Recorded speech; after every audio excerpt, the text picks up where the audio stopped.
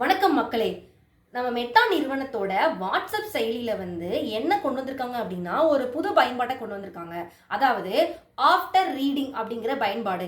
இந்த பயன்பாட்டை யூஸ் பண்றது மூலியமா நீங்க மெசேஜை ரீட் பண்ணதுக்கு அப்புறமே நீங்க ரீட் பண்ணக்கூடிய எல்லா மெசேஜுமே தானாகவே என்ன ஆயிரும் அப்படின்னா டெலீட் ஆயிரும். ஸோ நம்ம உலகத்துல 300 கோடிக்கும் மேலான மக்கள் இந்த வாட்ஸ்அப் செயலி என்ன பண்ணிட்டு இருக்காங்க அப்படின்னா யூஸ் பண்ணிட்டு இருக்காங்க.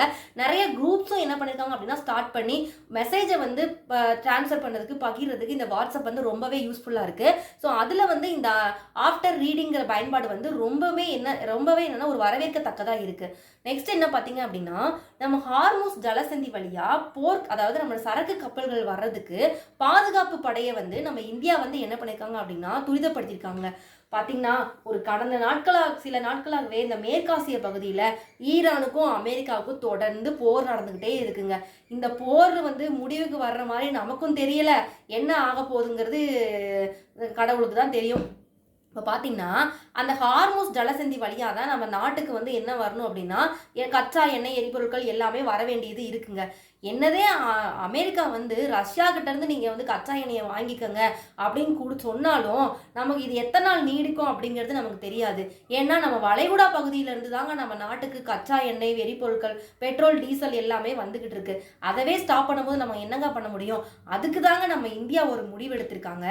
என்ன பண்ண போறாங்க அப்படின்னா அந்த ஹார்மூஸ் ஜலசந்தி வழியா சரக்கு கப்பல்கள்லாம் நம்ம நாட்டுக்கு பாதுகாப்பா வர்றதுக்கு அங்க ஒரு கடற்படை பாதுகாப்பை என்ன பண்ணிருக்காங்க அப்படின்னா உருவாக்கியிருக்காங்க. நெக்ஸ்ட் பார்த்தீங்கன்னா நம்ம இந்திய பொருளாதார வளர்ச்சியை ஐநா 6.4% என்ன பண்ணியிருக்காங்க அப்படின்னா குறைச்சிருக்காங்க. இது எதனாலனா இந்த மேற்காசிய நாடுகளில் இருக்கக்கூடிய அந்த போர்னால தாங்க. இந்த 2025ஆம் ஆண்டுல 7.5% இருந்த நம்மளுடைய நாட்டோட பொருளாதார வளர்ச்சி இந்த ஆண்டான 2026ஆம் ஆண்டு 6.4% என்ன இருக்கு அப்படின்னா குறைஞ்சிருக்குங்க. ஸோ நம்ம இதனால விலைவாசி உயர்வு என்ன பண்ணலாம் அப்படின்னா அதிகரிக்கலாம் அப்படின்றதையும் ஐநா சபை என்ன பண்ணியிருக்காங்க அப்படின்னா தெரிவிச்சிருக்காங்க.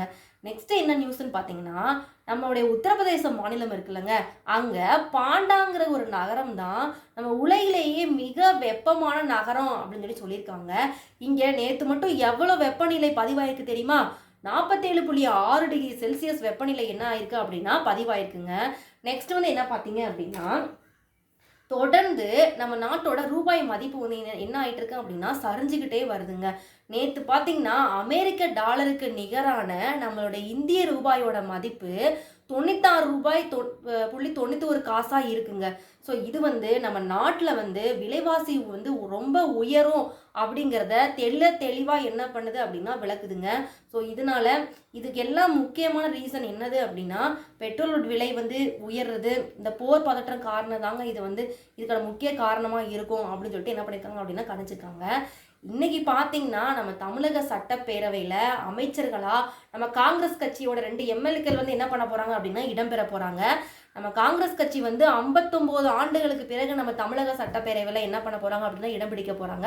அதில் பார்த்தீங்கன்னா நம்ம ராஜேஷ்குமார் எம்எல்ஏ அவர்களும் விஸ்வநாதன் எம்எல்ஏ அவர்களும் தாங்க என்ன பண்ண போகிறாங்க அப்படின்னா இடம் பிடிக்க போகிறாங்க.